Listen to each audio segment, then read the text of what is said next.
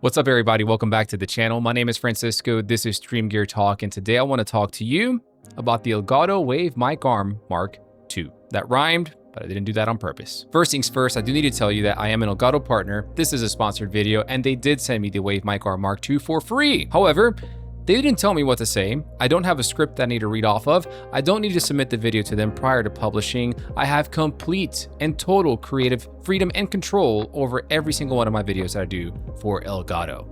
So do with that what you will. Without further ado, let's get started. I, like you, use a microphone when I create my content here on YouTube or whenever I'm streaming on Twitch and YouTube, etc. And in order to use this microphone and have the microphone meet me at my grill so that you can hear my beautiful, warm, silky, smooth voice, it has to be mounted onto a microphone arm. Now, there are traditionally two styles of microphone arms out there. You have your high-profile arm, which is your traditional arm that pretty much everyone and her mom has used or is using right now. And it's made of two arms, one that goes up and one that basically somewhat comes down, okay? The second arm is the low profile arm, and that one, the first arm runs low profile, parallel to the surface of your desk. The second arm comes up at an angle to have the microphone meet you at your grill like you see right here. When it comes to selecting a microphone arm, there are several different problems that I'm looking for it to solve. Number one, it needs to be able to securely hold my microphone of choice, be it a light microphone or a heavier microphone. Number two, it needs to obstruct my view of my monitors as little as humanly possible. And that's a big problem for me, and you'll hear why in just a second. And number three, much like number two, it needs to obstruct me as little as possible when in frame on camera. Now, I've used all of Elgato's microphone arms, the Mark I Wave Mic Arm, the low profile arm, and the low profile Pro arm, and they all have pros and cons.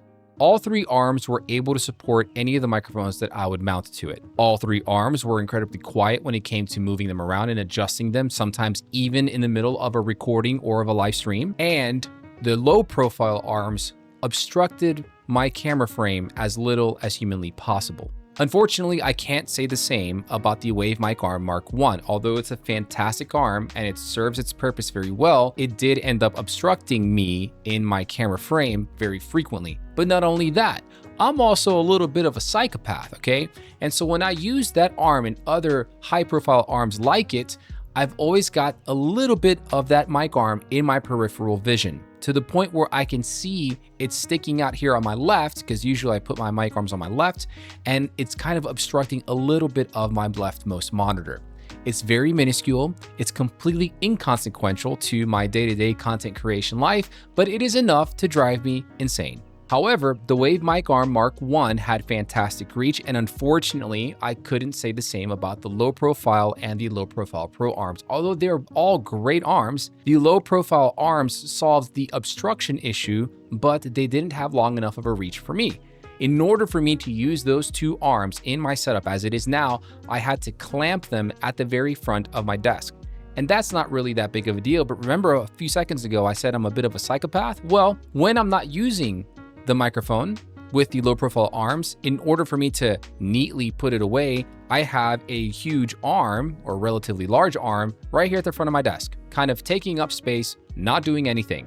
And it always bothered me somewhere in the dark recesses of my mind. So how does the Wave Mic Arm Mark II come into play with all these pros and cons from its brothers and sisters?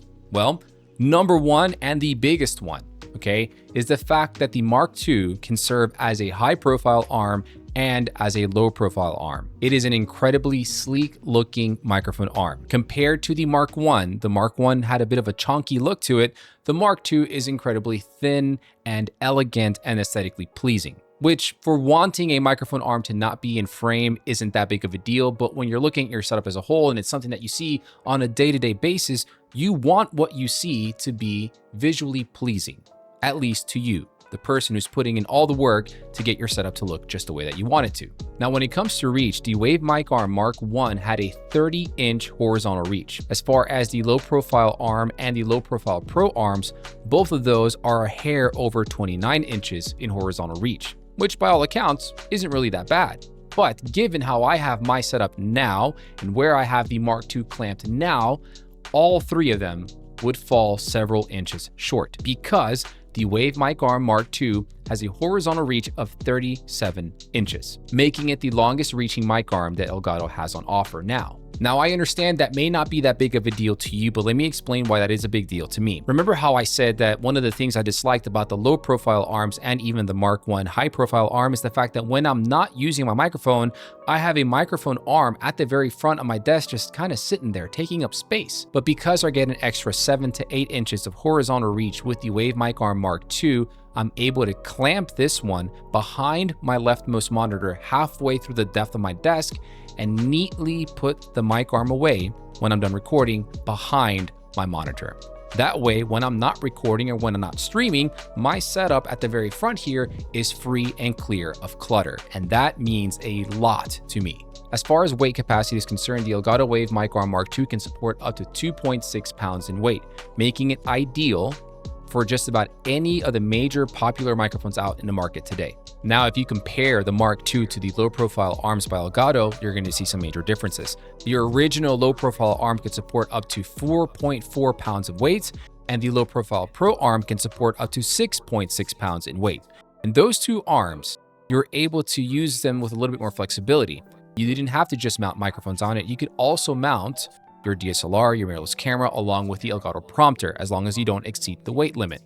If you're trying to get the Wave Mic Arm Mark II to possibly mount your camera and a prompter to it, this is probably not the ideal choice for you. But if your intended use for the Mark II is solely to hold your microphone, you're going to be just fine. And when we take a look at the Elgato Wave Mic Arm Mark I, that one has a maximum weight capacity of 2.2 pounds. So the Mark II is able to support heavier microphones compared to its original iteration. All four of Elgato's mic arms come included with cable management channels built into them. Both the Mark I and Mark II have the channels above the arms, and the low profile, I believe the newer versions of it, and the low profile Pro arms have the channels built underneath the arms. I personally prefer the channels being underneath. I think it provides a better and cleaner look.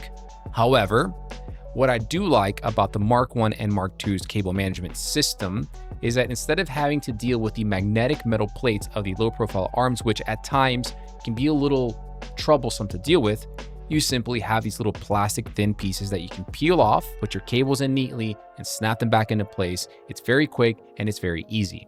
And it still provides a very clean look. One area where the Mark II comes out above the original Mark I Wave Mic Arm and the original low-profile arm is the ball-headed mount. One of my biggest pains with the Mark I and the original low-profile arm is that the ball-headed mount is the very first ball head mount that they came out with. And more often than not, when I was using the original mic arm, anytime I wanted to screw in my microphone or unscrew it and remove it and swap it out, my fingers would come in contact with the microphone arm because that ball-headed mount was so close. That knob that you turn to loosen and tighten was so close to the arm that every single time I'd have to make contact with that arm, and basically I was never able to do a full revolution of tightening or loosening. And it added a few extra seconds to the process. Again, not a major deal, not a deal breaker, but I appreciate the fact that with the Mark II, they incorporated the same exact ball head mount that they have on the low profile Pro arm,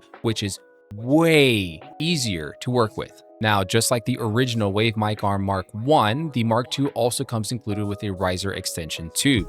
This allows for a vertical reach of up to 33 inches compared to the Mark I's 29-inch vertical reach. And just for the sake of being thorough, the vertical reach of the low-profile Pro arm was 19.7 inches compared to the regular low-profile arm that came in at 21 and some numbers inches. So at the end of the day, with the riser extension, the Mark II Wave Mic Arm comes in at the highest possible vertical reach. For those of you who want your mic arm behind your monitors and want it to come up over and down to your grill, which I don't understand why you would do that, but that's a personal preference thing, so I'm not here to judge. We don't judge, we listen. The Mark II is made entirely of metal. It feels incredibly sturdy. It is incredibly silent when you adjust it. Even when you're recording or live streaming, it's not gonna make any noise. It's gonna bleed into your microphone. It looks elegant, it's aesthetically pleasing, and the most important thing and the best thing about it for me is the fact that, again, it can function as both a high-profile arm and a low-profile arm just by simply adjusting the arm itself. For $120, the fact that you're getting basically two mic arms in one makes it an absolute value to anybody out there shopping for a higher quality arm for your microphone. Now I know, I've seen the comments, $120 is steep. Let me tell you something. I started out with a high profile arm originally, which cost me around $100. Then I purchased a low profile arm, which cost me around $100. If you look at that right now and do math, quick maths, 100 plus 100 is 200. I spent $200 to solve the problems that I mentioned at the beginning of the video. For $80 less, you can solve all those issues and get all the added benefits that come with it. If you ask me, the Wave Mic Arm Mark II is the best microphone arm that Elgato has on offer right now and one of the best ones out on the market, period. It is amazing. It's great. It serves its purpose and then some. And it is versatile and flexible and elegant, if that matters to you. Anyways, that's about it for today. I appreciate y'all. You be good to yourselves. You be good to one another. Peace out.